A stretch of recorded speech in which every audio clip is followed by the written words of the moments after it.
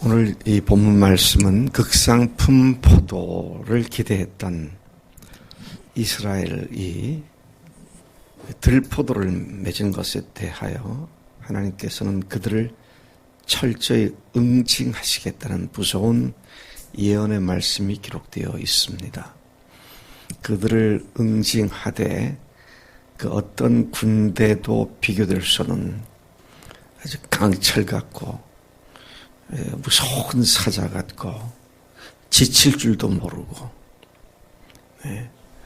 그냥 한번 달리면 전광석화처럼 들이닥쳐서 모든 것을 다 파괴시키고 멸망시키고 죽이는 그런 군대를 동원해서 너희들 징벌할 것이다. 이게 얼마나 무서운 이야기입니까? 지금 무서운 하나님의 경고의 메시지가 오늘 이 본 말씀에 나오고 있습니다. 그 이유가 뭐라고요?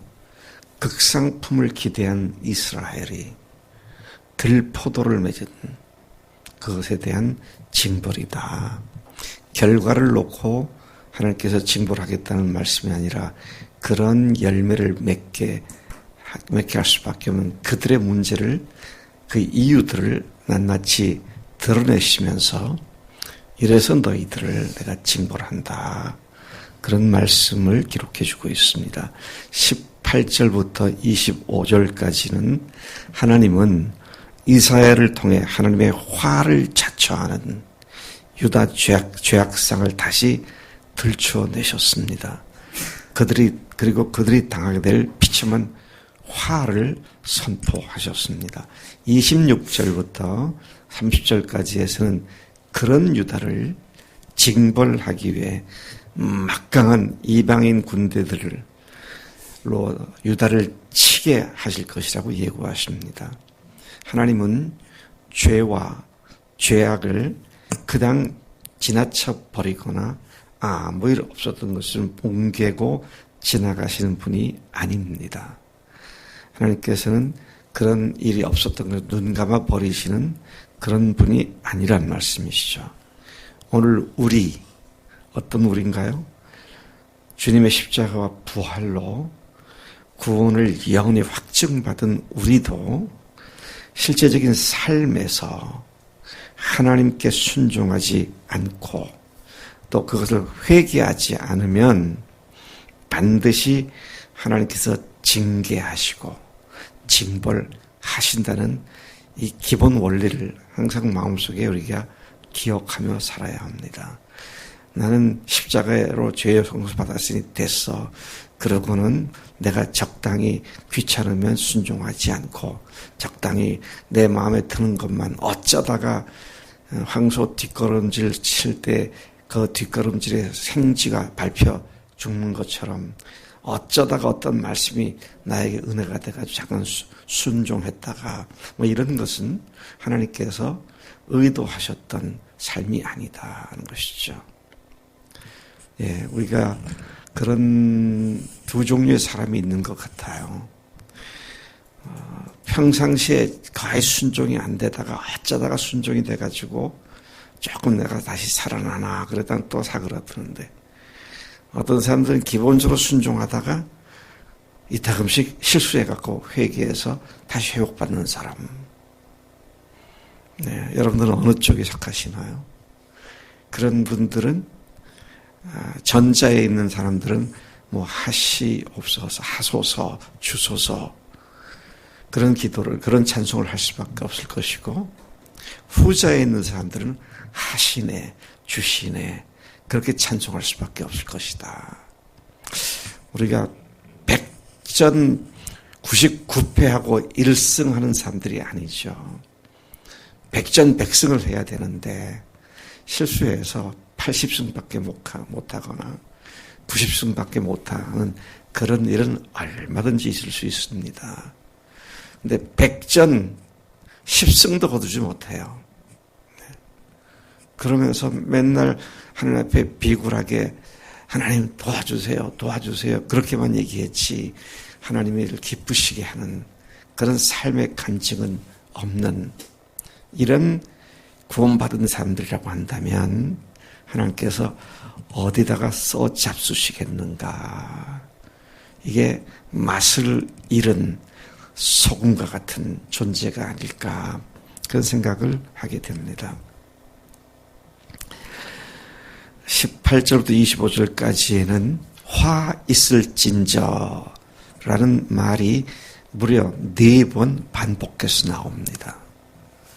그리고 화를 당하게 될 사람들이 4종류로 이렇게 나오게 되는데요. 하나님께서는 죄와 악을 징벌하신다는 확고한 선포를 하고 계시는 겁니다. 3이 하나님의 완전 숫자라고 하면 4는 인간 숫자인데 인간의 완벽한 죄악상을 드러내고 있는 말씀으로 이해를 하게 됩니다.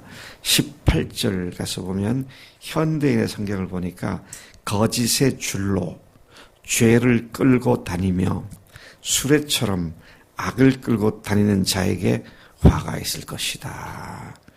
죄를 끌고 다니며 악을 달고 다니는 유다라고 하나님께서 지금 그렇게 말씀하시죠. 네.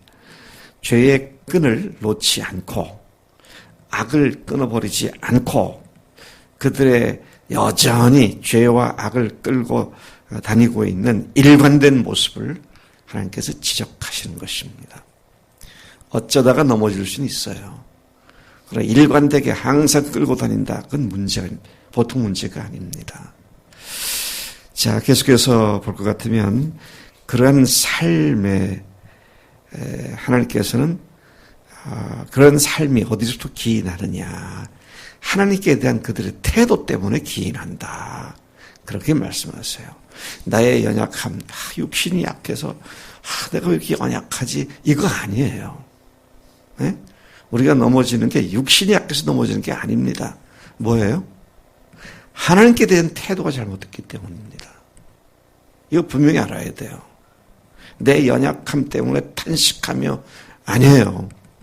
육신이 약한 것보다도 그 먼저 중요한 건 하나님을, 죄송한 표현이지만 개떡같이 알기 때문에 얘기해요. 자, 여기 다시 돌아가서 보면 19절에 이렇게 말합니다. 이들은 현대인의 성경에서 제가 인용해서 이들은 이스라엘의 거룩하신 분을 조롱하며 이렇게 말한다. 사실 하나님을 조롱하는 겁니다. 아니, 목사님, 저는 절대로 하나님을 조롱하는 생각은 가져본 적이 없어요. 예, 안 가지셨겠죠. 당연히 그래야죠. 그런데 삶은 조롱하고 있어요. 이게 참 문제입니다. 자, 뭐라고 말을 합니까? 여호와여, 속히 우리를 보라소서. 우리는 당신의 계획대로 일을 수행할 수 있는지 보고 싶습니다. 이걸 다시 다른 말로 좀 정리해보면 한번 징계해 보세요. 진짜로 그렇게 할 수 있습니다. 해보세요, 한번. 이런 식으로 하나님을 대하는 것이다. 하나님을 비웃고 조롱하는 태도로부터 이러한 악이 나오는 것이죠. 그래서 여러분, 정말 내가 하나님을 어떻게 대하느냐. 네. 우리 당은이가 나한테 딱 봤을 때 삐딱하게 대하고 그러면, 마음이 그러면 그 입에서 좋은 말이 나올까? 당은아, 이렇게, 그래도, 네, 그러자, 네! 그러고, 네? 그러고, 그게 마음속에서 그게 잘못되어 있으니 그렇게 나오는 거다. 지금 하나님이 그걸 지적하고 계신 것입니다. 두 번째 화가 뭡니까? 자, 무서운 사회입니다. 20절을 보세요. 예, 뭐라고 말합니까? 악을 선하다고, 선을 악하다고, 어두움을 빛이라고, 빛을 어둠이라고, 쓴 것을 달다고, 단 것을 쓰다고 하는 자들에게 화가 있겠다. 그렇게 말씀하시죠. 오늘 우리 사회가 바로 이렇지 않습니까? 우리가 늘 기도하는 이 나라가 이런 나라가 되지 않게 하나님 붙잡아 주세요. 법으로 이 나라를 그렇게 만드는 그런 일을 하지 않도록 하나님, 대통령부터 국회의원들부터 해당 관리들 하나님께서 붙잡아 주세요. 두렵게 해 주세요. 우리가 그런 기도를 하고 있는데, 가치가 뒤바뀐 사회, 가치가 전도된 사회, 정말로 소망 없는 사회입니다. 우리가 이런 사회가 되지 않도록, 그래서 화를 당하는 나라가 되지 않도록 우리가 계속 기도해야겠습니다. 세 번째 화는 21절에 나타나죠. 스스로 지혜롭다 하며 스스로 명철하는 자들에게 화가 있다. 그렇게 말씀하세요. 하나님의 지혜와 성령의 명철한 인도하심을 받지 않고 스스로 자기 생각대로, 자기 지혜대로, 자기 꾀를 의지해서 사는 사람들이 화를 당하게 된다. 참 무서운 말씀인데요. 여러분, 삶의 여러 가지를 다 그렇게 살 수가 있는데 한 가지만 구체적으로 얘기를 들어보겠습니다. 여러분, 주님을 믿고 사는 신앙생활을 어떻게 해야 합니까? 내가 알아서 합니까? 근데 오늘 예수 믿는 사람들 보면은 다 자기가 알아서 하려고 그래요. 그걸 좀 이렇게 하자 그러면 그렇게 싫어해. 이게 무슨 일인지 모르겠어요. 자기가 생각하는 대로 하는 게 잘 믿는 줄 알아. 네? 참 이상해요. 하나님의 말씀을 따라서 바르게 주님께 나아가는 길을 알려주셨고, 특히 교회를 주님께서 주신 이유가 교회 속에서 함께 세워져 가기 위해서인데, 같은 교회에 앉아 있지만 전혀 교회가 하자는 걸 안 해. 그리고는 자기 마음대로 해요. 그리고 자기 마음대로 하는 그거를 교회가 그렇게 잘 좋게 보지 않는다고 그러면서 뒤에서 욕질을 해요. 이런 사람들이 굉장히 많이 있죠. 교회들이 왜 싸웁니까? 바로 그런 것 때문인데요. 내 생각이 옳거든. 내 생각은 틀렸거든. 근데 이게 참 무서운 게요. 신앙이라고 하는 거는 하나님과 관계된 거잖아요. 근데 자기가 믿는 신앙과 방식이 다른 사람이 건드리면 이가 길길 뛰게 되죠. 참 차라리 신앙을 안 갖고 있던 사람들을 처음부터 가르치면 바로 가지.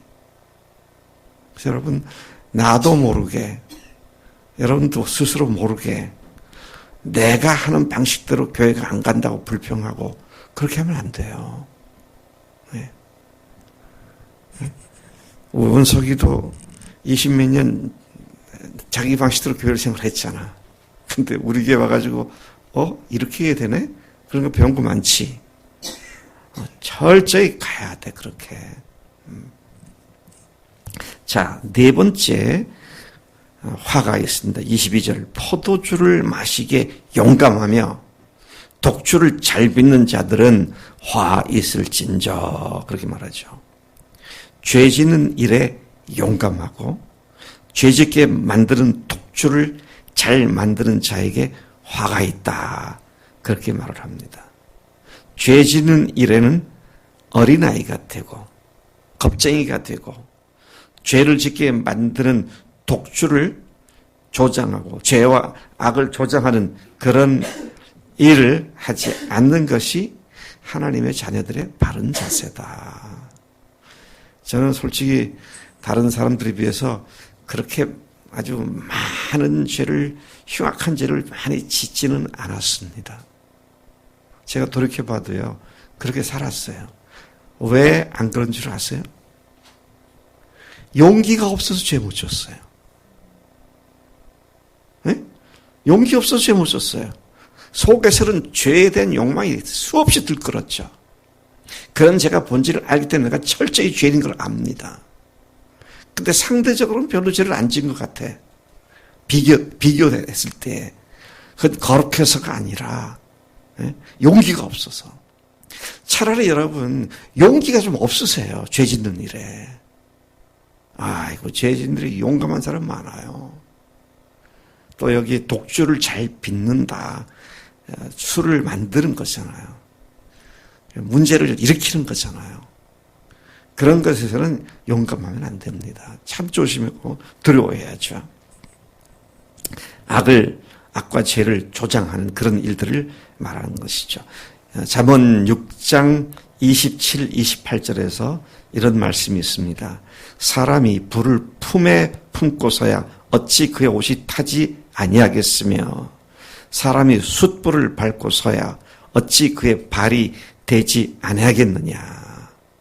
원인이 되는 것을 제거해야 그것이 중단되는데 그 원인이 되는 건 제거하지 않은 상태에서 말로만 이렇게 하면 안 되는데 하나님 이렇게 안 하게 도와주세요.